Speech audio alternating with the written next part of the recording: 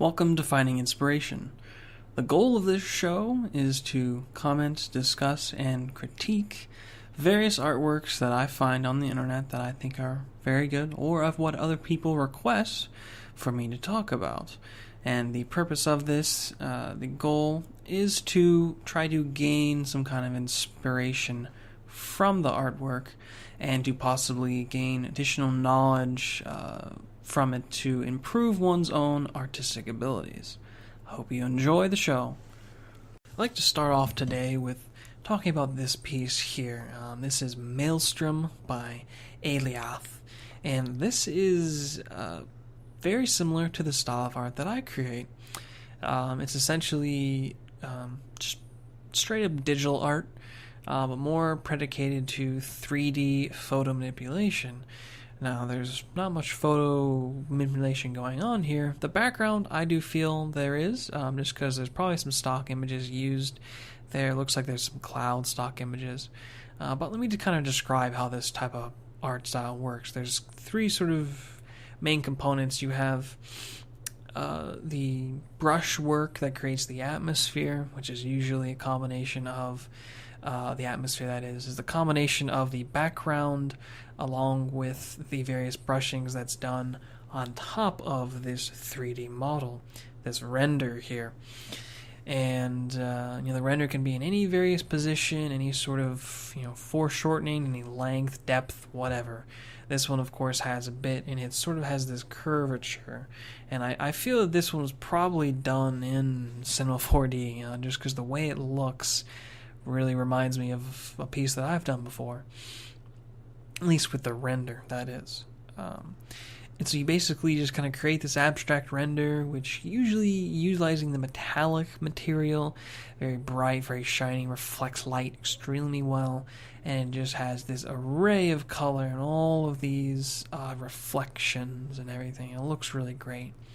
Now, sort of the kind of inspired story I get from this is that this could be sort of an alien structure that's kind of collecting energy outside of, in orbit of like a gas giant, and so that sort of background is the gas giant below. That's kind of the fun little piece that I can think of this, and that's what's great about abstract art, is that you can kind of take anything from it, and it's good to kind of sit there and just imagine what this could be, and that's really the fun that comes from it. And I think his artist did really, really well to distinctively emphasize and show off what is so fun and just really great about this style. And it's essentially art for art's sake. There's no real base emotionalism in it all, so you just kind of roll with it. And I think they did a great job with this. Up next, we have Metaverse by V Maximus. And this is a very unique little fun piece, I think, and just a very unique style, kind of Giger in its sort of biomechanical, sort of minus the mechanical, at least a little bit. There's a couple creatures here, and that's kind of the focus of this, all these creatures and whatnot. And it's kind of unique. This piece has sort of this border action going on, which is really interesting, and there's not a lot of sort of obvious symmetry, at least within the total composition of the piece.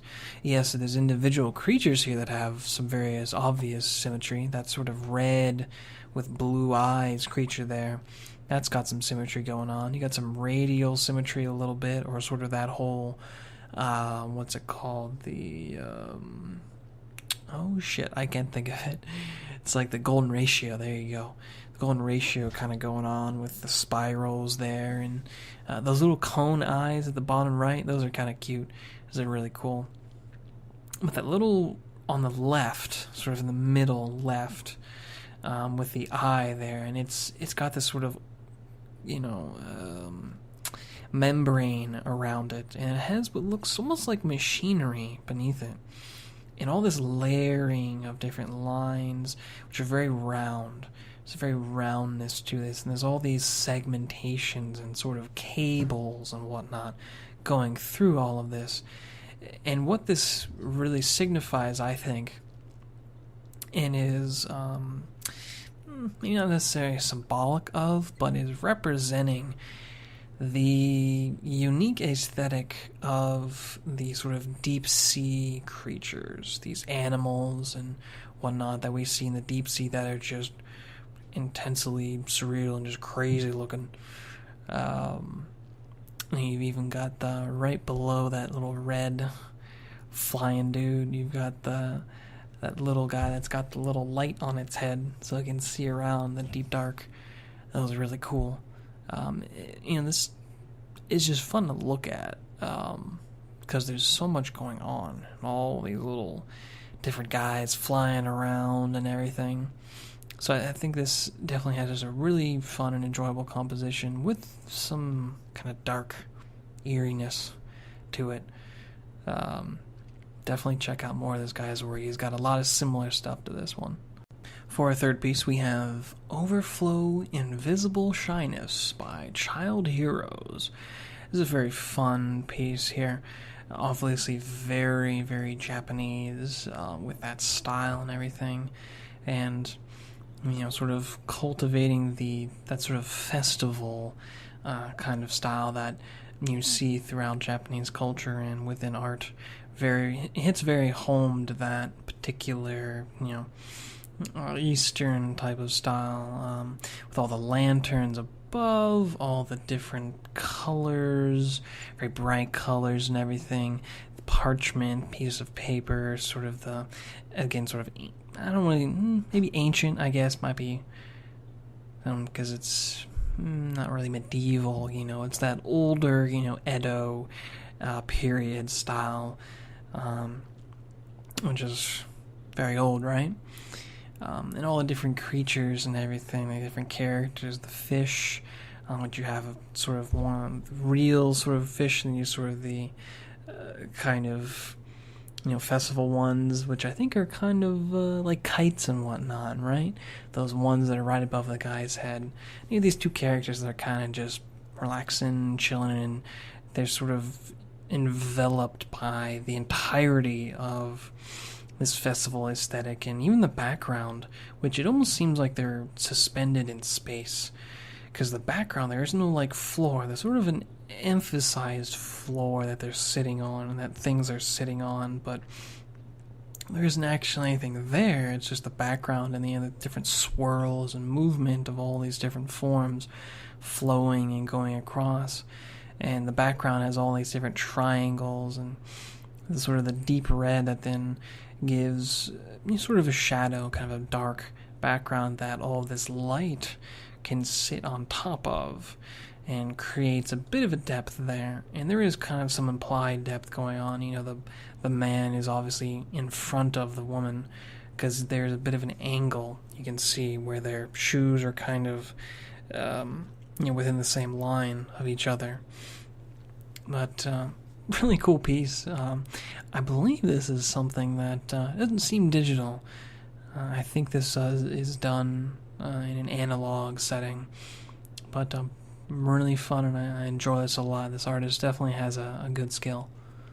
Well, just like most people, I too love duck heads that are billowing with tentacles at the bottom of them, which is what we can see in the top right here with this piece, Silver Division by Arthur Moord. Really kind of cool, interesting piece here, I think. Unique different forms, and it has a particular kind of technique of pointillism going on here with the different eyes shapes that are going at a diagonal from the top left to bottom right, and sort of the globular globes beneath them. These sort of shadows are just points. They're just little dots. It's kind of an older style, but very basic, and it's effective, because when you do it over and over, it gets a similar style, because it's not. I guess it's a good contrast with this, because you look at that, and then where the duck head is, it has all these flowing lines that are streaming and flowing. So you don't really have that flowing aspect with the pointillism, as the pointillism kind of gives a little bit of a granular essence to it, I guess. And it does flatten it a bit. But when you use like you should in anything, using good value and hue, you can give it a nice three-dimensional feel, which this artist has done very well. It's fairly evident that they have a good focus on that, and they're very conscious of it. There isn't any real obvious light source of where it's coming from. I like to think that it's radiating from the duck head, which I think might be fairly obvious, but it's kind of there. And I like this sort of border action with these sort of white swirls on the right, and then on the left, same there. Got nice use of little eyes, and I like that the eyes are not. I like that they're not just the same, So it has some, and it's kind of cool that they're closed like that. I don't know if there's any sort of intentionality or emotionalism that's meant to be there from that. With some of the eyes being closed, you have one eye that's open, one that's closed, one that's open, two that are closed, and then two that are open. There could be some deeper element there, and I'm not sure what the symbols beneath that emphasize, in the MTR, TST, S again maybe. But overall, nice composition, good color and flow, and I like the variance of the different forms that are used here. And it's just kind of cute too. That duck is it's kind of funny. To finish things off, we have Poster 2 by Kentiu. This piece, when I first saw it, I was just really blown away. It's got a lot going on, lots of detail and lots of unique forms, and the composition is really great. You have this character that is sort of taking up most of the space, certainly both quadrants on the left side, and you have the nice sort of open right side, but is still filled in with this sort of talisman that's kind of flowing down, and then you've got the sort of moon, the red moon that's going on. And I like I'm not exactly sure 100% what the top part is. Not so much the headdress, but what is in the background. Whether or not that is supposed to be, sort of like a smoke or something. You can see these sort of smoky wisps that drip down on the left side. And maybe that is sort of this imaginative, because there certainly are different forms that are going on there.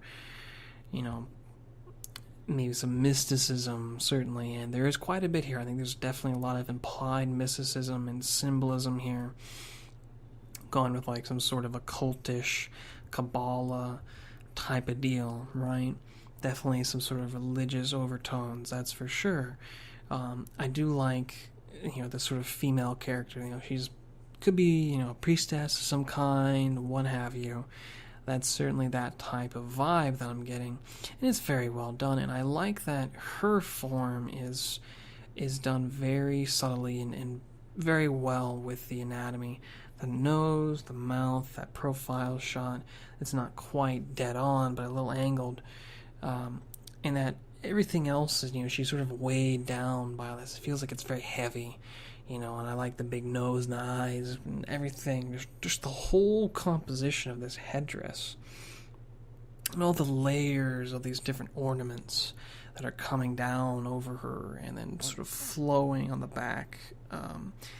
You almost can't even tell, you get little pieces, little strings of her hair, but it almost doesn't even seem like she has hair. So it's almost like it's completely part of her, and it's so enveloping that it seems like, maybe she wears it all the time or something, or at least it took a long time to kind of piece it together. And in terms of what's in her hand, it could be some kind of offering, that is dripping down into it. But again, all of this really creates a nice surreal piece that is definitely grounded in sort of this occultish religious aspect that is predicated throughout our sort of history. So there definitely is an element that we as humans can kind of associate with this. When we look at it, we kind of get it immediately, but you can look even more and more and more at it, and it just, all of the detail and the lines and the colors really bring it all together. And there's a lot of harmony in this. It feels very peaceful, even though it's kind of dark and edgy, and it just works really well. I like this quite a lot.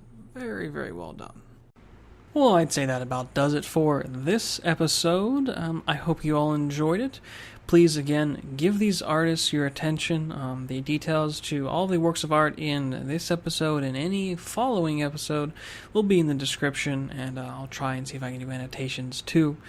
Give them a listen. If they have a Patreon, check it out. Support them. They definitely can use it. And again, if you want to find more information from myself, every day whenever I upload a video, it'll go right to Twitter, so my Twitter information is below. And all of the artwork on here, as well as some others, I will tweet out onto my Twitter every day as well. And I'm going to try and see if I can get a Facebook or something else going. Having a lot of things at once is a little difficult. But thanks a lot for watching the video, and you have a good one.